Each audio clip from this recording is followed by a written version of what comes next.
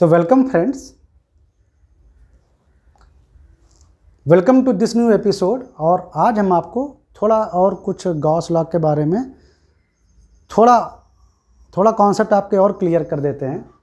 ये देखो, ये दोनों चार्ज हैं plus Q minus Q, equal magnitude, यानी उनकी न्यूमेरिकल वैल्यू सेम है, बस केवल चार्ज का नेचर डिफरेंट है। ये प्लस है और ये माइनस है, दोनों बहुत पास में रखे हुए हैं।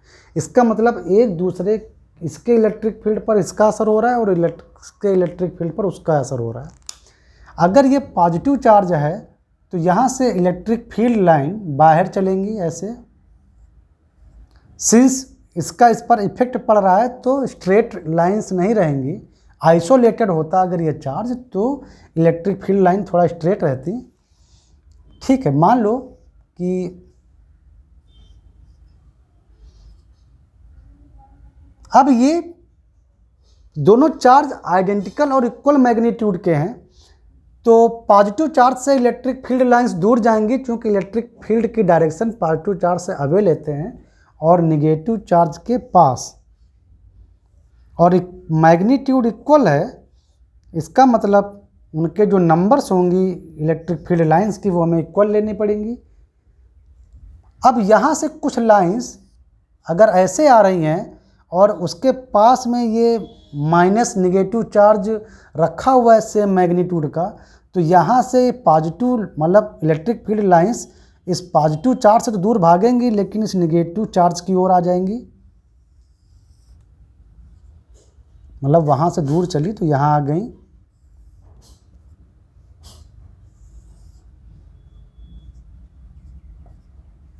ये कुछ स्ट्रक्चर होगा इलेक्ट्रिक फील्ड लाइंस का।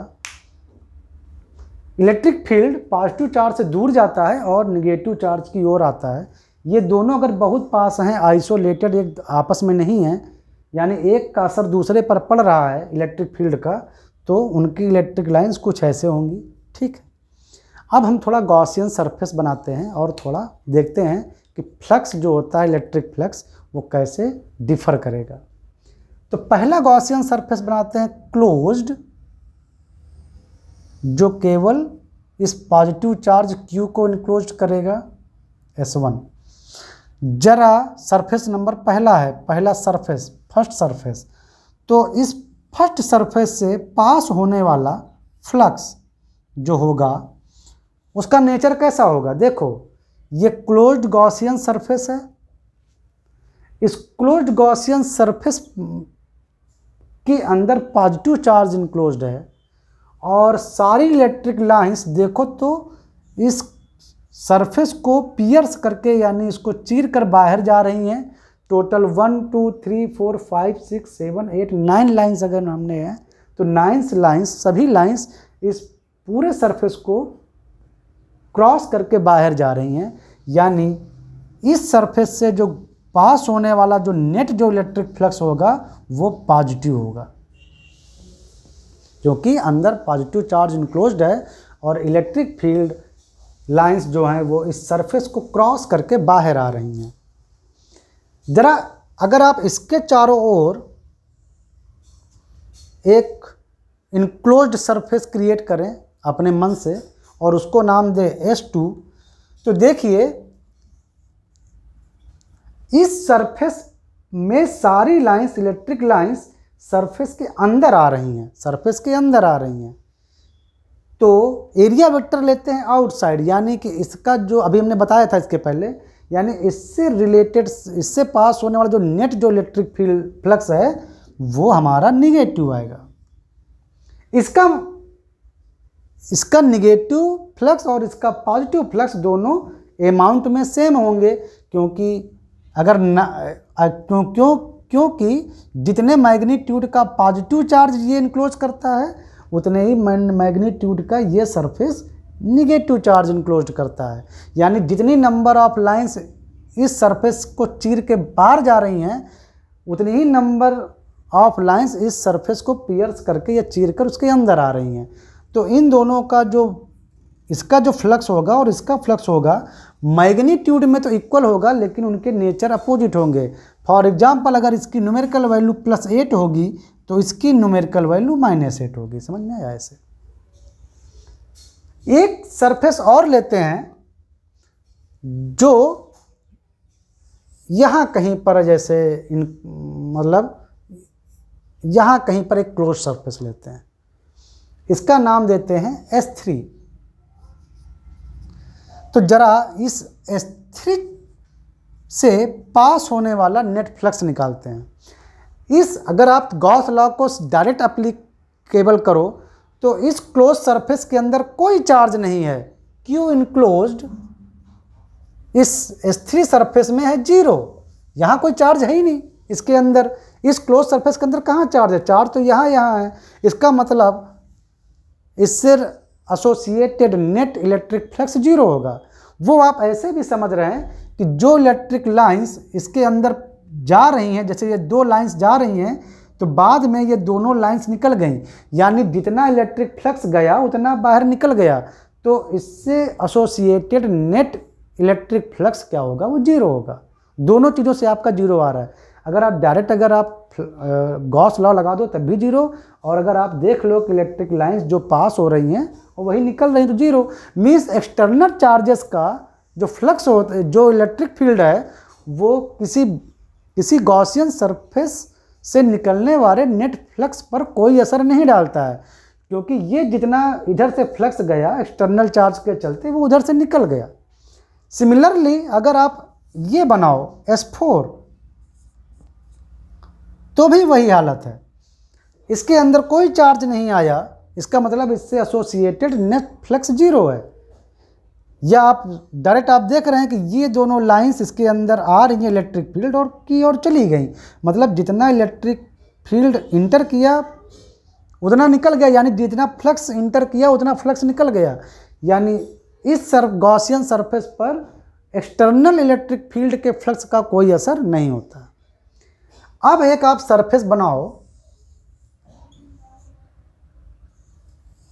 जो सबको ऐसे कवर कर ले, यानी इस चार्ज को भी और इस चार्ज को भी, इसका नाम दो S5। तो फ्लक्स एसोसिएटेड विद S5, मतलब इस सरफेस S5 जो कि दोनों चार्जों को इनक्लोज कर रहा है, उससे एसोसिएटेड नेट फ्लक्स कितना होगा? तो गॉस लॉ अगर आप ध्यान दो तो गॉस लॉ क्या होता है? Flux equal to Q net Q enclosed divided by epsilon naught. जरा इस पूरा सरफेस जो आपने लिया S5 जो पूरे को कवर कर रहा है, इसके अंदर नेट चार्ज कितना हुआ? +Q और -Q, यानी नेट चार्ज आया 0 बाई एप्सिलॉन नॉट, तो यानी टोटल फ्लक्स आएगा 0। तो गॉस लॉ को अप्लाई करके हम समझ गए कि total associated net flux of S5 surface Gaussian surface is 0, because उसके अंदर जो चार्ज है वो +Q और -Q इक्वल मैग्नीट्यूड, तो दोनों का सम आ जाएगा अलजेब्रिक सम 0, यानी कोई फ्लक्स पास नहीं होगा, नेट फ्लक्स। अब हम देखते हैं क्या ये बात सही है। तो अगर आप इलेक्ट्रिक लाइन से भी देखो तो इस सरफेस से S5 सरफेस से बाहर जाने वाली नेट इलेक्ट्रिक लाइंस 1 2 3 4 5 लाइंस बाहर गई, और इधर देखिए 1 2 3 4 5 लाइंस अंदर आई, क्योंकि मैग्नीट्यूड इक्वल थे चार्ज के, निगेटिव और पॉजिटिव थे लेकिन मैग्नीट्यूड Q यानी इक्वल थे, यानी उनको रिप्रेजेंट करने वाली इलेक्ट्रिक लाइंस की नंबर्स तो सेम होनी चाहिए, क्योंकि नंबर्स तय करती हैं कि इलेक्ट्रिक फील्ड की स्ट्रेंथ कितनी है।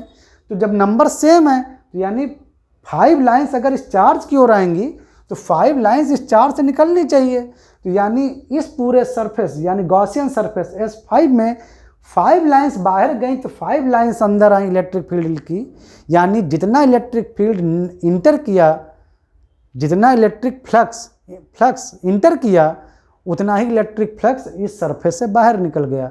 इसका मतलब net contribution to this Gaussian surface due to the electric field is 0। तो नेट इलेक्ट्रिक फ्लक्स जो है वो 0 आएगा। तो आई थिंक इसके बाद आपका कॉन्सेप्ट और क्लियर हो गया है कि सिर्फ इनक्लोज्ड चार्ज लेते हैं और इनक्लोज्ड चार्ज का अलजेब्रिक सम लेते हैं, पॉजिटिव निगेटिव सब आपको जोड़ना है, और एक्सटर्नल चार्ज का गॉसियन सरफेस के फ्लक्स पर कोई असर नहीं होता है, उसको लेते नहीं हैं। और बाहर से अगर कोई इलेक्ट्रिक फ्लक्स आ रहा होता है किसी क्लोज्ड, अगर बाहर से कोई इलेक्ट्रिक फील्ड आ रहा होता है तो क्लोज्ड गॉसियन सरफेस की ओर, तो वो उसके द्वारा जितना फ्लक्स इंटर करेगा उतना निकल जाएगा, यानी उसके द्वारा नेट फ्लक्स पर कोई असर नहीं पड़ेगा। चलो मिलते हैं अगले एपिसोड में, तो आपको थोड़ा और क्लियरिटी आ जाएगी।